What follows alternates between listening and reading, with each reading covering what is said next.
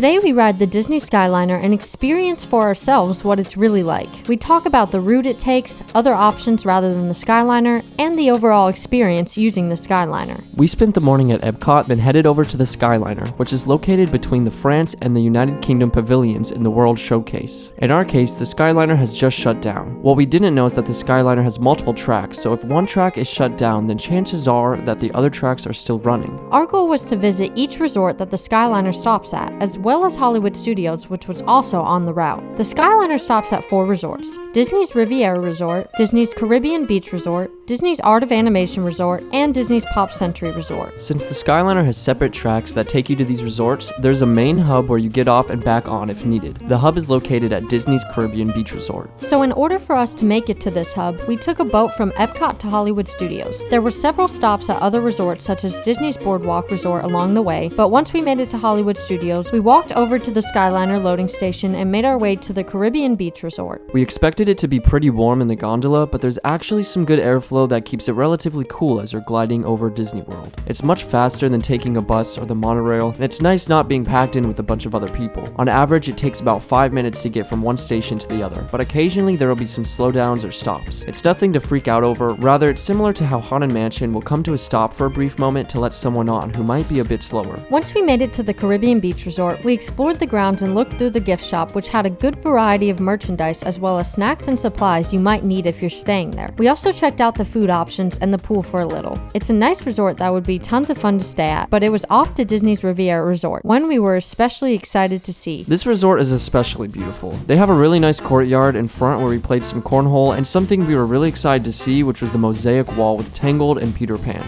It was nice to just sit here and relax for a while before taking off again. After heading through the lobby and the store, we were back on the Skyliner, this time headed for Disney's Pop Century. We got off at the hub and back onto the Pop Century track. Technically, this track takes you to both the Art of Animation and Pop Century because the two resorts are directly across from each other, but we were looking to visit Pop Century first. This was a really fun resort themed around 20th century American pop culture, being the 50s, 60s, 70s, 80s, and 90s. Pop Century had an arcade as well as a great shop and food court. After seeing Pop Century, we walked over to Art of Animation, another resort we were really excited to see. Since the two resorts are across from each other, the layout of them were basically mirrored. If you're staying at one of these resorts, you can easily walk over to the other one and check it out at any time. The Art of Animation is themed around 4 classic Disney films: Cars, Finding Nemo, The Lion King, and The Little Mermaid. Each section was uniquely designed and had a character similar to that of Pop Century. The Art of Animation also has an arcade, shop, and food court, which we decided to take a break and have some lunch at. Once we finished our food, we headed back to the Skyliner and were going back to Epcot. In order to do that, we had to go back to the hub and then to Riviera, which we then stayed on our gondola and rode it to Epcot, which thankfully Epcot's Skyliner was up and running again. The ride from Riviera to Epcot or vice versa is definitely the longest because halfway through there is a turn that takes you another direction.